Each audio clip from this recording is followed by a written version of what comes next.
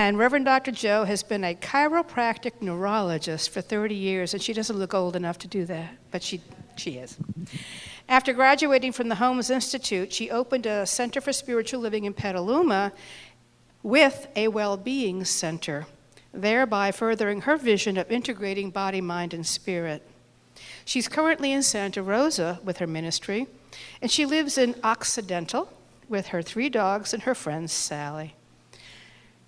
Reverend Jo says she's thrilled to be here with us again, and I know that we are thrilled to have her with us. So please, everyone, please welcome Reverend Dr. Jo.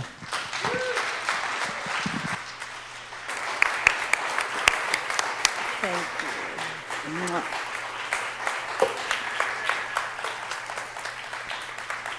Good morning. Oh, how wonderful to be here today. I want to thank Sky for, well, we used to play together, but he actually learned, I told him to play this song yesterday, and he learned it and played it, and you did a great job. Are we in the revival mode? Yeah. So I'd like to give you a little insight into sermon writing. I got this sermon. You get the theme. I got the theme, art, beauty, and nature. And so it's ruminating in my mind for a while. Before that, let me tell you, I've been dealing with some family issues. So there's a quote by Wayne Dyer that keeps running through my mind. Maybe you've heard it. That quote is, "Friends are God's way of making up for family." Now, you have to have a dysfunctional family in order to appreciate that statement. I know many families are wonderful. But so that statement's running in my mind. I have the theme for this week. I'm driving in the car listening to the radio because that's where I get my news. I don't have TV.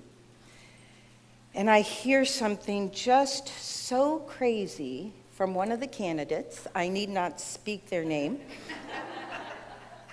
But I was just aghast. And I don't know, maybe you've had that. You hear something on the radio and it just like, I get so aggravated and upset. So I had to, fortunately, when I got home, I live in nature. So I went out and I walked on the 2 acres in the forest, meditating. And it really allowed me to come to a place of understanding oneness. That if I'm going to be in this political arena, and I like politics, I have to be still able to recognize our oneness. That is my spiritual path, at least until November. So my talk title came up to be, nature is God's way of making up for human behavior. Makes sense, right? But I ran it by a friend of mine who's on a board at a church in Reverend Carroll, and they said, well, that's a little harsh. But I'm still going to tell you, nature is God's way of making up for human behavior, because that's where I need to go in order to remember the truth. The truth that we are spiritual beings, but we have this earth suit that is endowed with many things, one of them being human behavior. And although we have free will, we're very young on the evolutionary scale. And so we haven't quite developed our free choice as well as we'd like to. I don't know about you, but there are times I react. There's times I say something that I wish I could have taken back, or I hear something from someone and I react before allowing it to settle into my spiritual self so I can decipher what I want to say. Anybody relate? Okay. Nature is a way of just reflecting the truth that we are divine beings. Because when we go out into nature, don't you just love the majesty and the awesomeness of nature? Don't you see God reflected in nature? I mean, I even went out to this grass over here and I thought, oh, how beautiful. Nature's out there. And then I bent down and touched it. It was plastic. But I first thought, this is beautiful. This is God, and God's showing up in the plastic too. And I love that you put the mirror on the altar. It's a reminder that nature is a reflection of our own God self. So what I'd like to do is just take you on a little journey of what I have learned from nature. I have 3 lessons. I've learned many, but 3 I'd like to stay with. The first one I'd like to start with is a story. So there's this boy, thousands of years ago, born into royalty. They knew that this boy was different. And so the king called over the sages to say, what is in for my child? What makes this child a gift to this kingdom? Well, the sages said, he will either be a world conqueror if he lives in the world of goods. He will be a world conqueror. If he decides to give up the world, he will be a world redeemer. The king thought about that and thought world conqueror sounded a lot more attractive. So he only gave his son worldly goods, lavished him with dancers. If ever he was to go out of the kingdom, the servants had to clear the way so there were no poor, sickly, or suffering people that he might see. He was very protected and sheltered. But he was able to go see the world. Sneaking out on his own, he saw the suffering that was there. Through this suffering and how it touched his heart, well, he turned out to be the world redeemer. And I think you all know who I am talking about. Buddha. And there would be people bowing at his feet. And when they bowed at his feet and they would ask him, who are you? Not like, what's your name and where did you come from? What kingdom did you come from? Who are you? Are you God? Are you a saint? Are you an angel? What do you think Buddha's reply was? I am awake. I am awake. We must be awake because nature is always calling us. If you go out and you are awake and you are still and you listen, nature will send you a message. She'll talk to you. In 1992, I went to Asilomar. And they were having a Buddhist retreat there with the convention that we were having for religious science. I went on a Buddhist meditation walk, and I didn't consider myself spiritual. I mean, a little bit, but I thought you had to be a practitioner or someone like that at that time to be spiritual. We've all learned different, right? Because we're all spiritual. We're all practitioners in training. But I was there and I went on this retreat, and it came to me in this retreat, I should be in the trees. I didn't know where that came from, but I listened and I heard. I went to the next part of the seminar where we were sitting in a circle, and I sat next to this gentleman next to me, and I told him this is what came up for me, to be in the trees, because I lived in Alameda. How many of you know Alameda? Flat, little island, a few trees, not many. He said, well, I'm a realtor in Sebastopol. Within 2 weeks, I found a house on top of a hill, Joy Road. If there isn't one tree, there's 100 redwoods on these 2 acres. But here's the thing, of this whole mountain, there are only 2 original redwoods, 2 that they left standing. One is in my backyard. One that takes 17 people to go around the base. And you know why they didn't cut it down? Because it was too ugly. she had too many knots. So let's give a cheer for ugly. Yay! Not that typical beauty thing with no knots and smooth surface. We like curves, don't we? So here I am. I listened to nature. I had no idea where it was going to take me, but I allowed it to take me, to carry me through this process. Second thing, my lesson, our lesson if you choose, besides listening. When you listen, you better be ready because it will take you on some path you don't know where you're going, right? You hear that call and it's not usually, the call is not, well, do life as usual. How many of you get the call, oh, just keep doing life as usual? No, it says do this, usually a 90-degree turn. I was born in a high-rise in New York.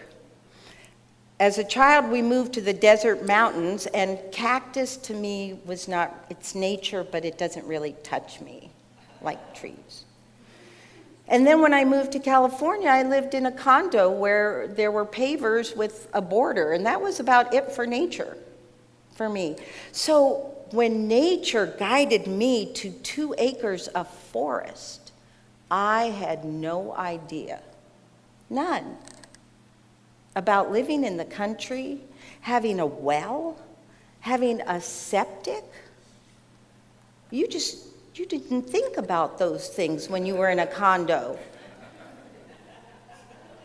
You just called the homeowners association to fix things. So it was very new. You have to be ready to just step out of the ordinary. And what I learned from that lesson was to stop resisting what is. I know none of you do that, but I did. I resisted the fact that deer would come eat anything I planted. I resisted, how many of you know what banana slugs are? They're like this big and that round. I resisted them at first. I'm so embarrassed to say I would cut them in half with my clippers. It's the city girl trying to make everything look pretty.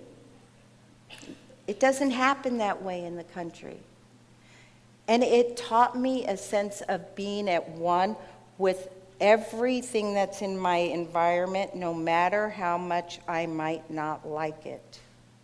That includes slugs, which I now just relocate to my compost, which is a whole nother thing I had to learn about. I had to learn that things break down and you just work with it instead of getting angry or resisting what is.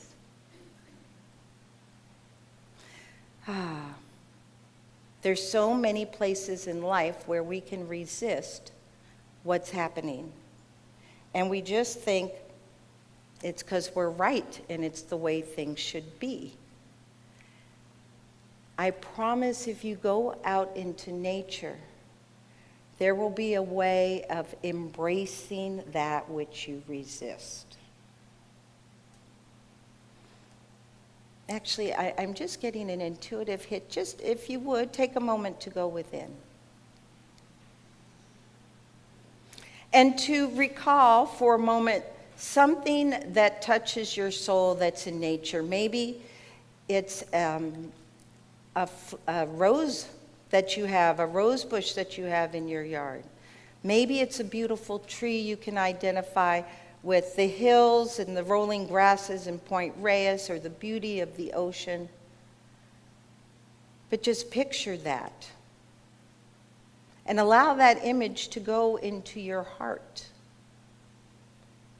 where you feel its peace and its majesty.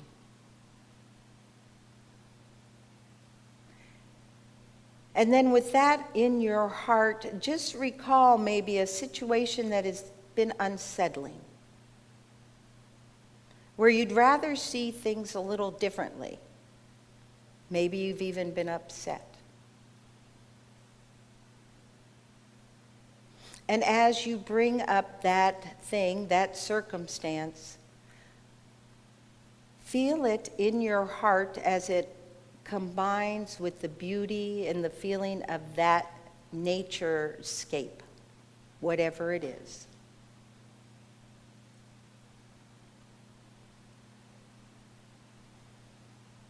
Let the beauty of the ocean and its peace wash through the conflict. Feel the winds that may be blowing across the coastal lands. Feel that wind blow away any harshness, any sense of negativity or judgment.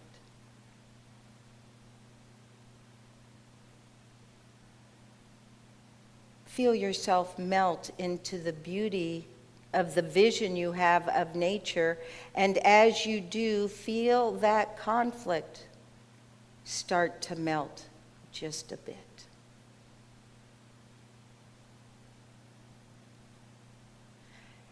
And then release it.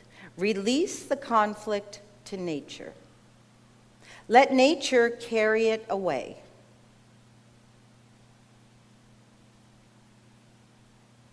Knowing that all is well, allow yourself to come back to the room.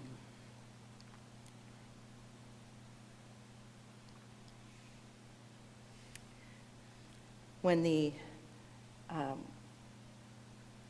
there was nuclear fallout in Chernobyl decades ago, they planted mushrooms. Did you know, to take up the radiation that was in the ground?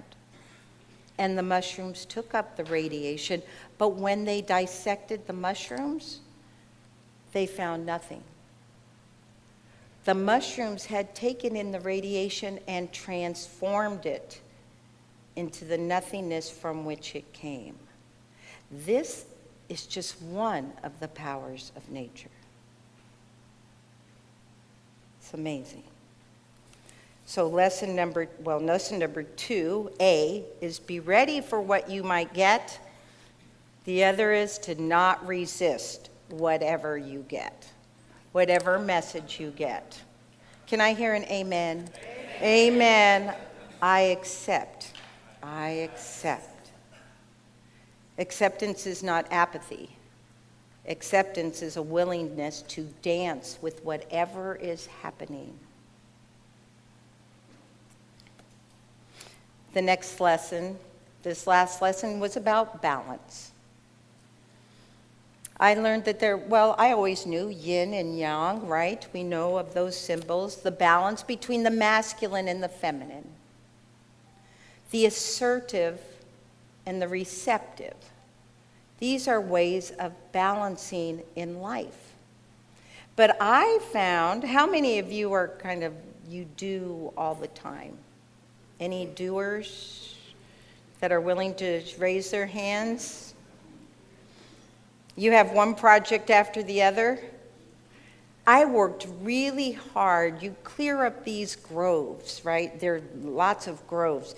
And there was one grove that was right behind the house, and my goal was to have somebody, trim up all the limbs so that I could put a hammock, because I was determined to relax on the weekends. I would drive up from Alameda to Occidental, and I would work in the yard, and I thought, I'm going to relax. Do you know what I did? I got that area all cleared up. I laid my hammock, and I went right to the next project. I never laid in my hammock. There's a balance. Many injuries taught me I should rest a little. So I decided that I had this way of knowing if I was in balance. If my masculine and my feminine were working together in a balanced way. Do you know what that is? This is for being on my property. I said, well, if I can use my chainsaw without chipping my nail polish, I'm integrating my masculine and feminine.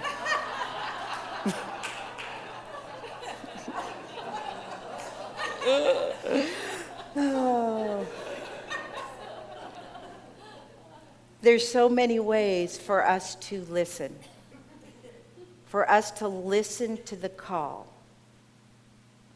to take that time every day. And now not only am I taking the time to rest, but my challenge has been, can I walk through my yard without pulling a weed? Can you walk through your yard without, oh, let me just trim that. Let me pull that. Let me walk through my, dust this. There's a time to be productive and a time to rest. Not productive, drop.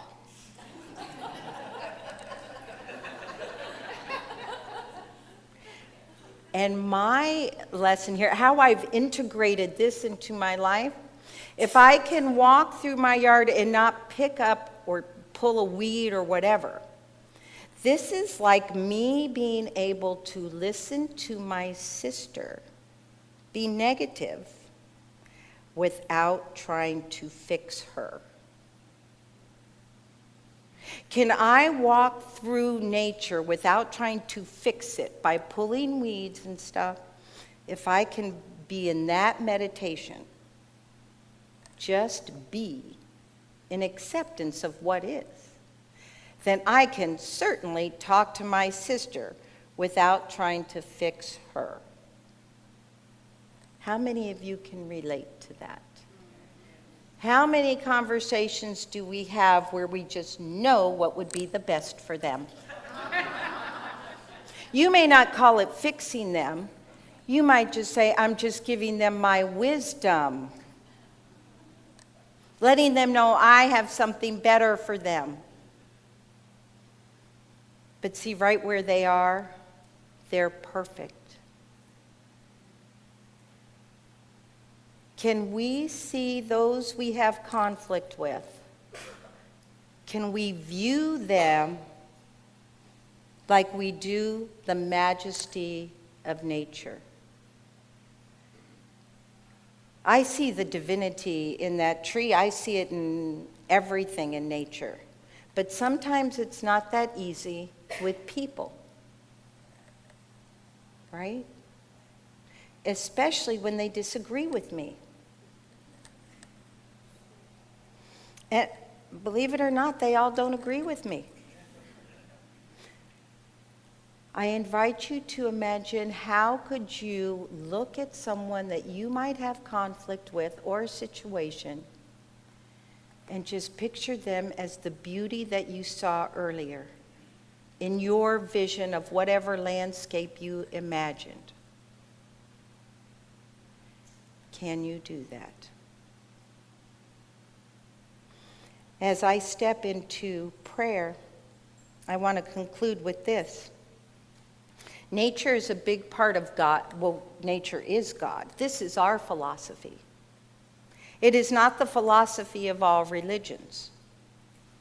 I was listening to the radio one time, and there was a minister talking to a psychotherapist. They were doing an interview, and the minister said, I forget what religion he said, but if I have a congregant that's looking for a therapist, if they say God is in nature, I tell them to find another therapist. So not all religions or philosophies believe that God is in everything. But God is. Andrew Newberg, a neurologist who wrote the book How God Changes the Brain, his practice is Buddhism, but in his research he found that those children who were tested between the ages of 6 and 8, who were asked to draw a picture of God, those who were raised in the more traditional religions, guess what they drew? The guy in the sky, a bearded old man, was their God. When children raised in New Thought philosophy, so not specifically religious science, but New Thought, they drew nature. They drew the sun, they drew flowers, they drew their family. This was God to them. We are bringing up children in this philosophy that honor nature. And I think that's a really great thing, because they recognize they are walking on sacred ground.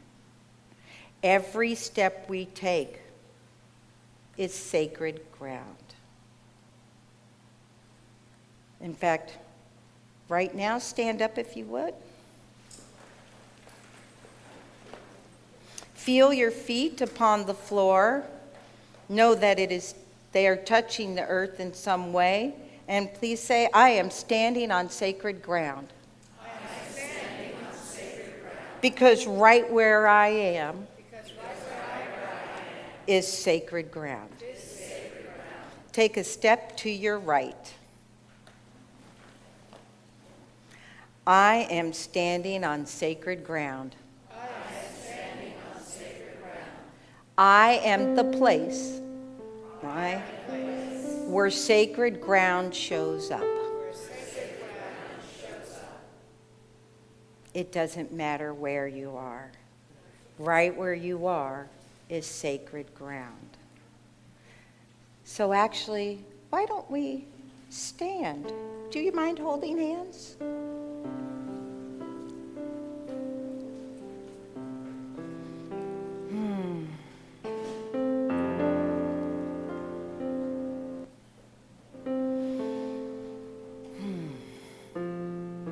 Hand to hand and heart to heart.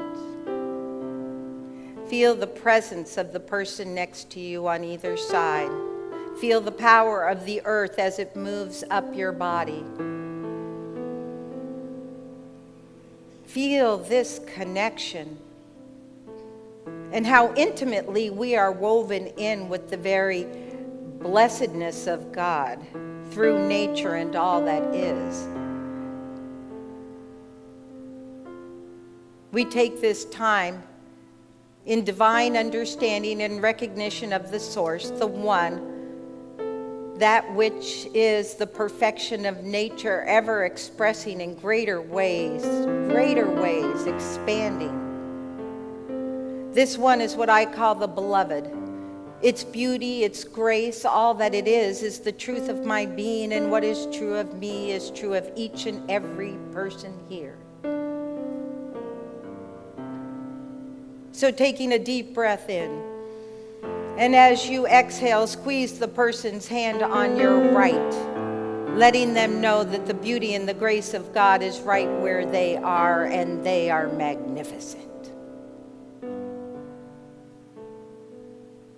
Taking another deep breath in, squeezing the person's hand on your left and letting them know they are the beauty of nature revealing itself. They reflect the awesomeness and the goodness and the peace of nature. Taking another deep breath in, allowing that breath to wash through your own being, washing through you, taking away any sense of negativity or judgment. That every breath, every inhalation is now filling you with the inspiration of God. That no matter if you are standing in the forest, on a beach, or just on your patio looking at a potted flower, the grace of nature floods your being. It reminds you of the truth of who you are, and all of us stand strong in this truth. I give thanks for the way in which the beauty of nature embraces and carries each person here today. I give thanks for the love that exudes from each person as they allow nature to touch them.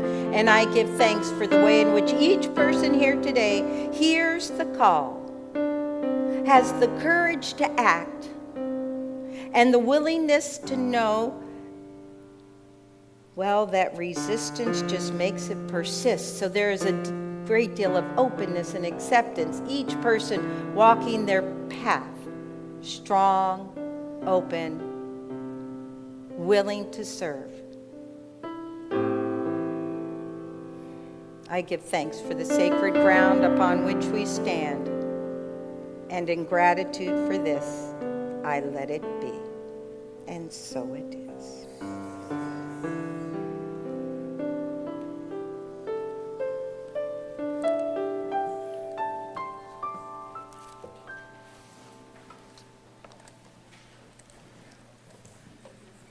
Hit it. Reverend Josephine Smith.